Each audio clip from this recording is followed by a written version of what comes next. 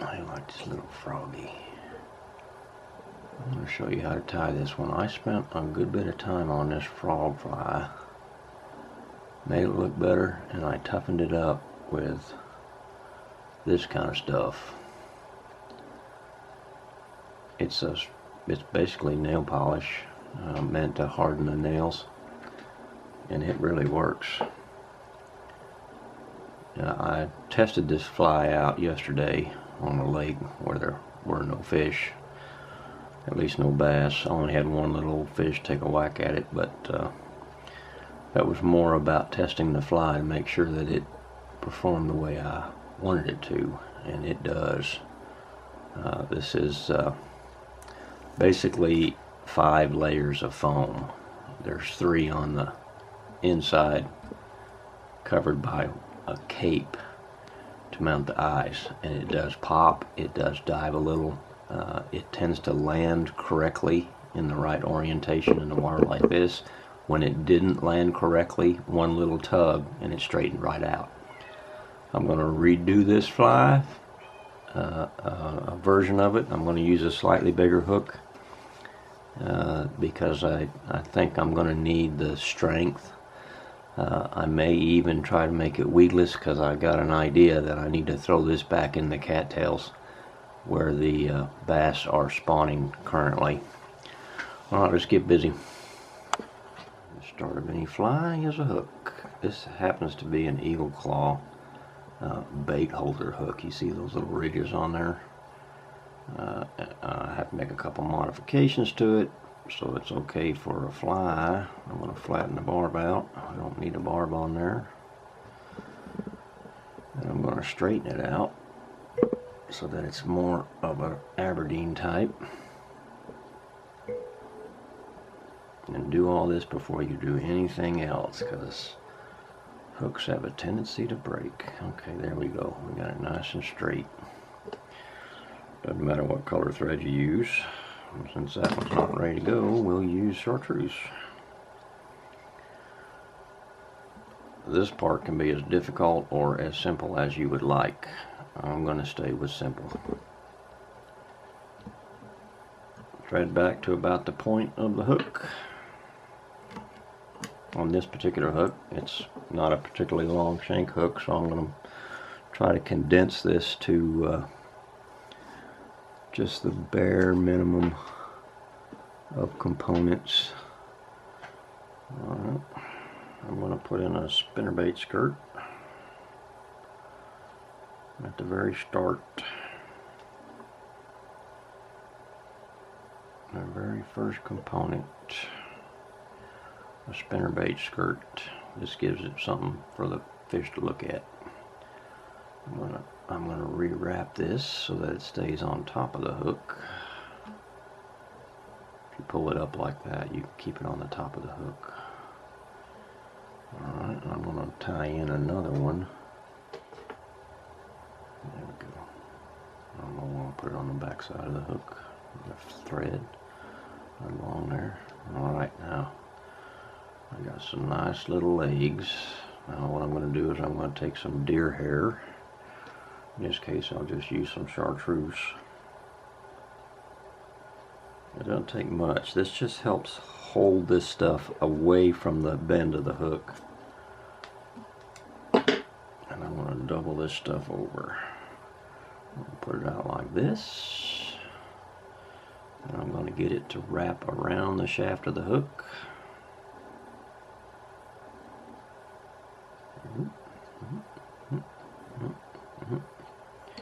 Same thing, go all the way back, capture it all. And it rolled on me pretty bad, but that's alright. Fold that over, get the other side captured. Leave the excess on the shaft of the hook. You need to build that up so that the foam has something to stick to. You can leave those hairs long or you can cut them off. I'm cutting them off. That's a little bit of direction. That'll give this stuff a little bit of direction and keep it behind the fly, keep it from wrapping back up and getting underneath the hook. The next layer is going to be some sort of hackle feather. See if I got a good one here. Actually, I think what I'll do, I've got some marabou.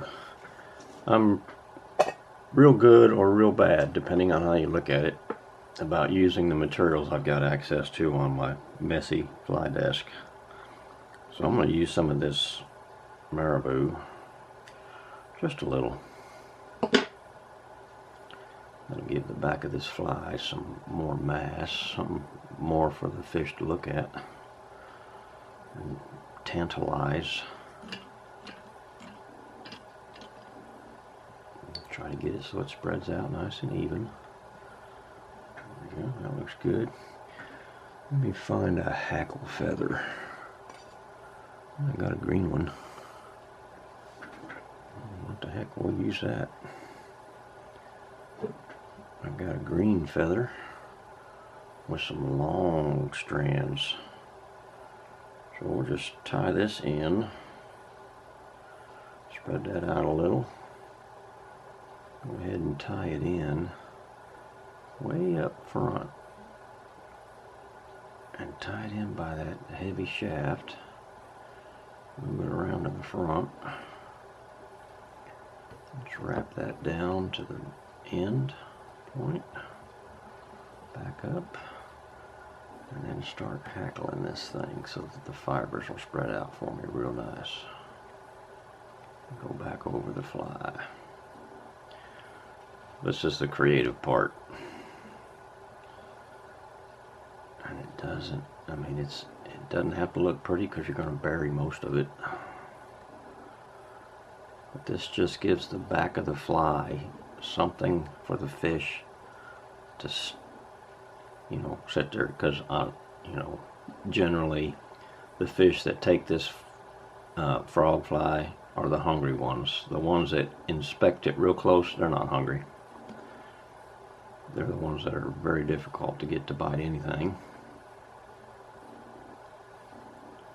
Alright, let's capture this best we can. Run my thread back here. Like I said, don't worry about this, what this thing looks like overall, because you're just trying to get some mass to it. I'm just capturing all this stuff back. How the fly looks in the end is a lot more about how you're going to color it up with Sharpies. And I have a propensity to never do the same thing twice, exactly the same way. Alright, I want some more color in that so I get more of this poofiness. So I think I'll add another layer, another little bit of this. Well, I'll tell you what we're going to do. We're going to put my two longer feathers, and I just picked this off my desk. I think this is, yeah, this is what I have in the other one, and I want these to be buried as well. Let me get two that are about the same length. These are straight, and they don't have much curve to them. I have found that having the curvy feathers will cause the fly to helicopter pretty bad. Alright, I've just got two of these hackles. I'm going to put them in. I'm going to let them curve out a little bit. You see how they have just a slight amount of bend. Try to keep that on my side of the fly. That positioned itself pretty nice. They have an ever so slight bend in them. Same thing here. Make sure it stays in the right position. I'll turn that down just a little. There we go. Feel like Bob Rogers. Nice little tree right there, a little bush. There we go. Okay, I'm going to take this excess and fold it back over top of the fly and strap it down. That makes the shaft of the hook a little bigger. Most of these materials really don't add much buoyancy. Now, if you tighten on those, that'll flare out a little bit for you, which is fine. Alright, I'm gonna find a better hackle fly feather I could use one of these. I don't think they got very long. Well, they don't, but we'll use this. One of these. And I want this end of it where the feathers are long. The barbs on the feathers are long because I need a little bit of mass around the base of that hook. I really ought to get one that's much better. Yeah, this will work. Look, I'm going to come back and I'm going to color these feathers up. Alright, I'm going to tie this in way back here. Strap it down best I can, and then hackle a nice collar on this. Ouch. Hook is sharp, as it should be. Yeah, that's looking pretty good. This is kind of like building a house of cards. It's just layer after layer after layer. Alright, we're going to strap that down so that I make sure I don't lose my hackle. Oh yeah, that looks good. That's just enough. I'm going to cut this out of the way. I'll cut that out of the way. Alright, that's enough for the back of the fly.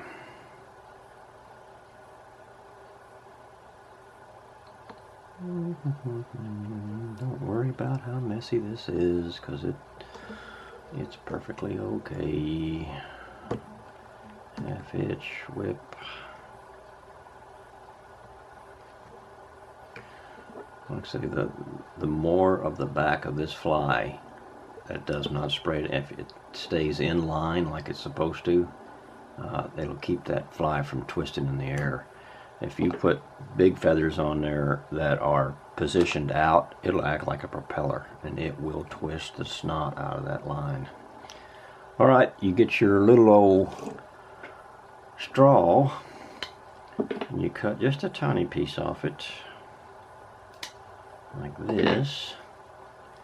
So you got this, and you slide that over and you capture all those fibers. That'll keep them out of the way so they don't get trapped underneath the foam and they don't get glue on them. That's a very important step. That'll keep those things out of your way. Now, I'm going to start with white foam, and I've got two thicknesses and two. This stuff is more, the thinner stuff is more, it'll absorb more. The thick stuff is more dense, and I mean they're not too much different really. This is just a little thicker, but you can feel the difference. This stuff is harder, it's more dense, and this stuff is not. Alright, let me show you how I'm going to do this. This is a piece I used on the other fly. See where I glued that together? I'm going to use this part again. What I'm going to do is I'm going to cut this flat. I'm going to, and this is the thin foam. Actually, that piece in the middle is the thick stuff, which is fine. Alright, I need another little piece. It's a little longer than this. It's just foam, about $1 a sheet. So I'm going to glue this to this, halfway up like this. I'm going to get a good bond on it so that I have the middle of the thing. This ends up being folded over like this. But what I'm going to do is I'm going to glue this piece, and this is the thicker stuff, this is the thinner stuff, this is the harder stuff. It does not absorb water quite the same way that the soft stuff does. So I'm going to glue this together. You get the old super glue out. And you pick up your scissors that you just drop. Nope, and you stick yourself in the eyeball. It's very important. You know, you got to give some blood. Alright, I'm going to coat this thing. This is just a preparation for what's coming. I'm going to do one side of this with super glue. The super glue is getting a little bit old, but boy does it work. I just coated that, and now I'm going to take this piece and I'm going to lay it on top of here like this. Give it a second or two to dry. And once it stops moving, come on, set up. There it goes.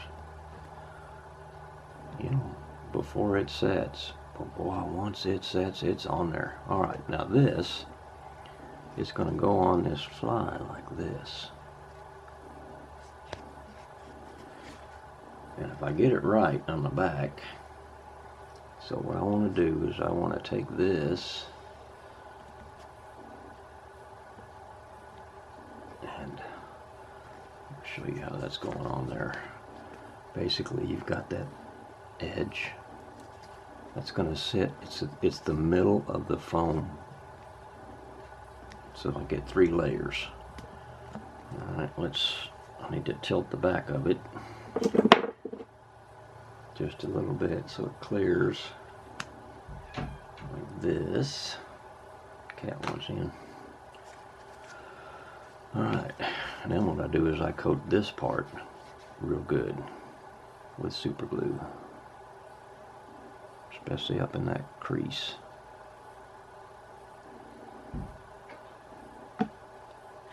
These do take a while.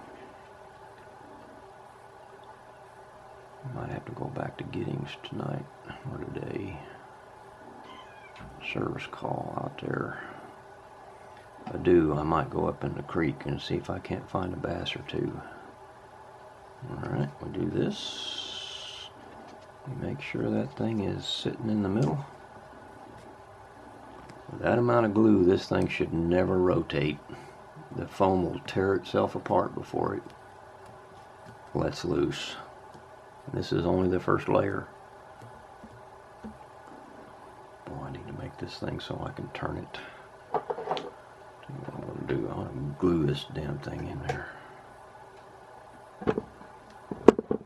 There. See how it's got 3 layers?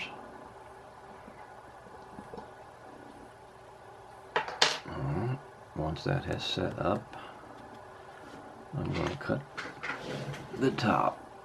And I'm going to keep this one a little bit lower. Don't worry if it ain't perfect. Ain't no such thing as a perfect fly. Unless you're in a competition to make a perfect fly, which I am not. I'm going to leave that all on there. All I'm going to do is do a little trimming. There we go. And that is perfectly good. Now, I'm going to take a piece of the thicker. Is that the thicker? No, that's the thinner. I'm going to take a piece of this thicker stuff.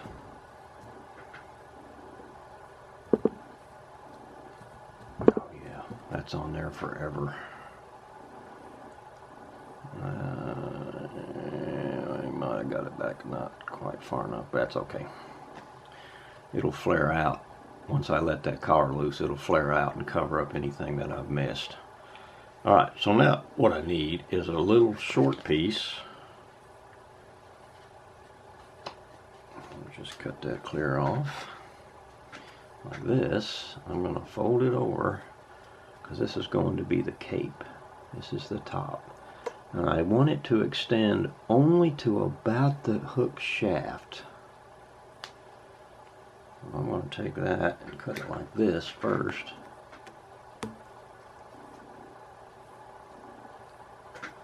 And then I'm going to turn this and I'm going to put it on. And you didn't even do what you said you were going to do. See how that's now got a cupped face? I'm going to glue it on like that, but before I do that, I am going to round over the back. I'm going to clean this up. This is a small piece of foam, but this is where your eyeballs are going to go. I got this. Got nice, and I'm going to take it and I'm going to roll it back over like this. I got a terrible cut, but that doesn't matter. See, now I've got a rounded back. This goes on like this. Get it as even as you can, and you glue it in place just like this. A little bit forward. A little bit forward so you've got a nice little cup on the face. Alright. Super glue to the rescue. And don't skimp. It won't matter if you get too much. It's going to squeeze out. It'll also harden the foam. There we go. I'm going to very carefully position this. You don't have an unlimited amount of time to get this done, because it will, once it seizes up, it's on there. But this will give this fly a slightly cupped front. I mean, I'm really proud of this fly. This one really turned out well, and it's well balanced. This one will be a little better balanced, and very unlikely this fly will land upside down, because that hook is much bigger than this one. This is like a number 6 or maybe a number 4. This is a number 4 heavy wire hook. This is a light wire hook. Alright. That is on there. That one turned out nice and even. I like that. Alright, now we're going to color this thing up.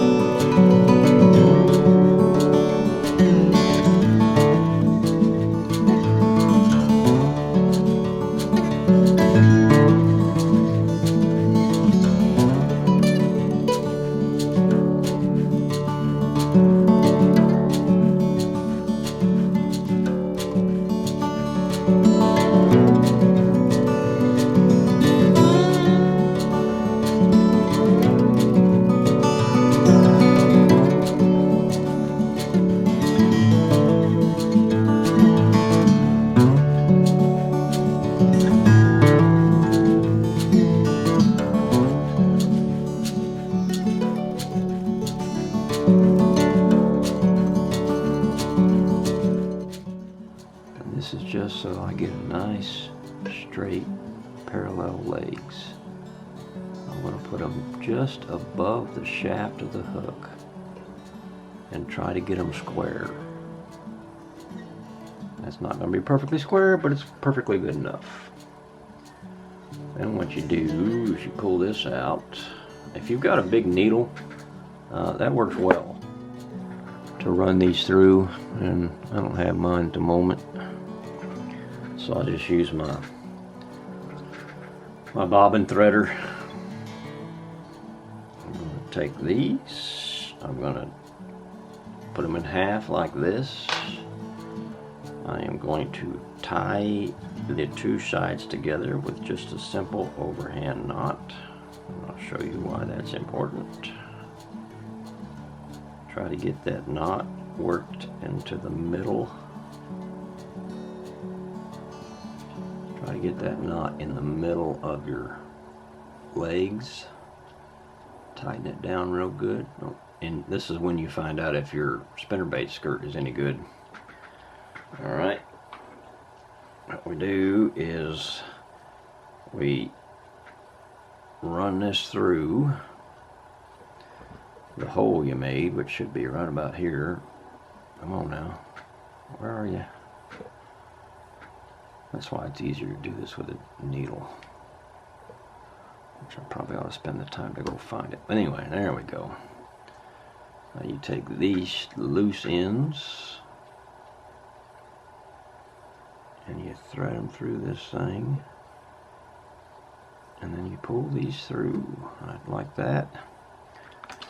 If you can see that knot, I'm going to pull that knot into the middle of the foam, just like that.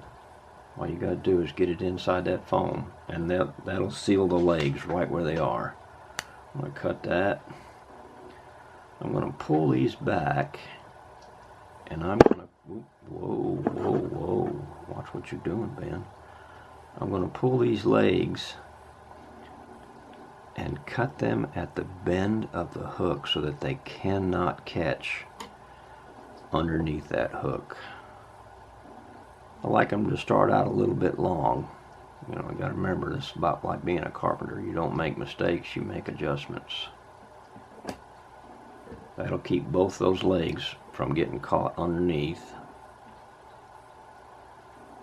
That stuff still hasn't dried yet. And I've got them a little bit uneven. That's pretty close. We'll leave them like that. Now what I'm going to do is I'm going to take a black magic marker and I'm going to stretch these just a little and put some nice little stripes on these legs. I'll do the same with the back in a minute.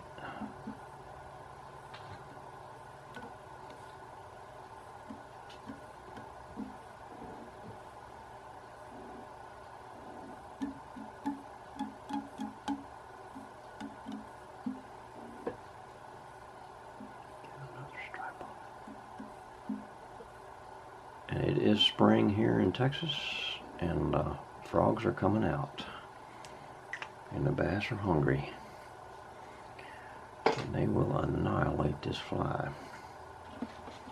Hopefully, find the right group of bass.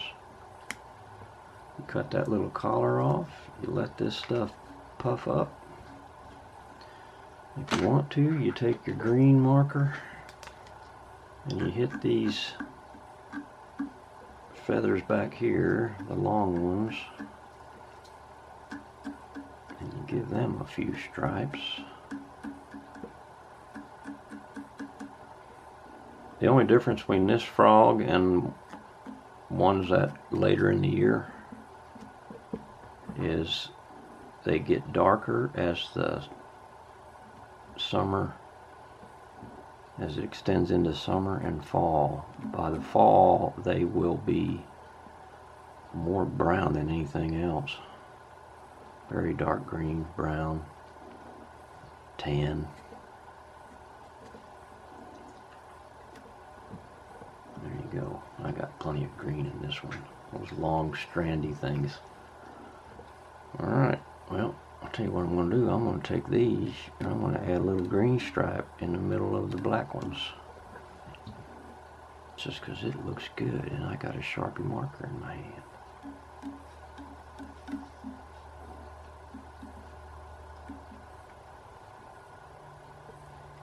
I'm definitely not a fast foamy fly.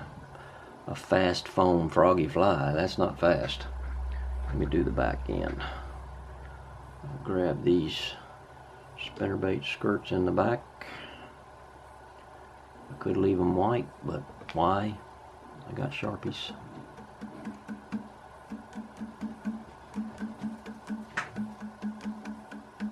And now the dog wants out to go see the wife. Alright, there's that. Now let's hit him with the black. This is not a fast foamy fly by any stretch.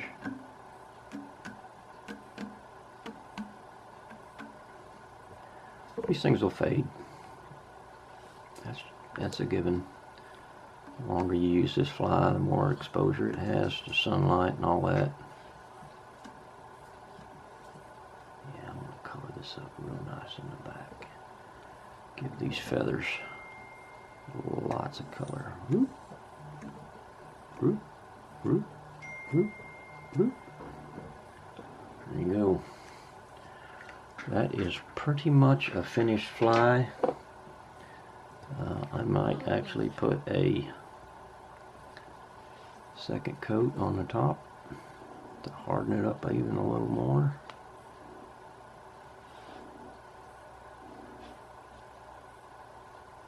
Try not to get that on the spinnerbait skirt.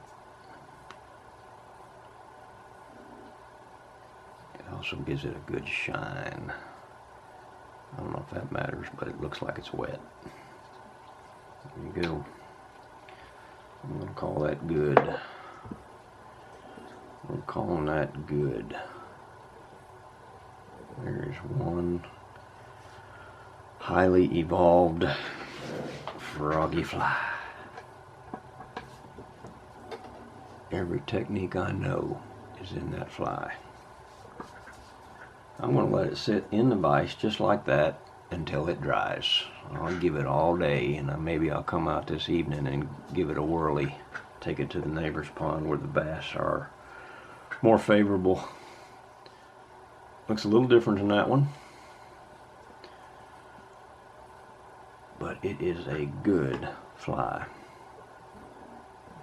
Great for the summertime.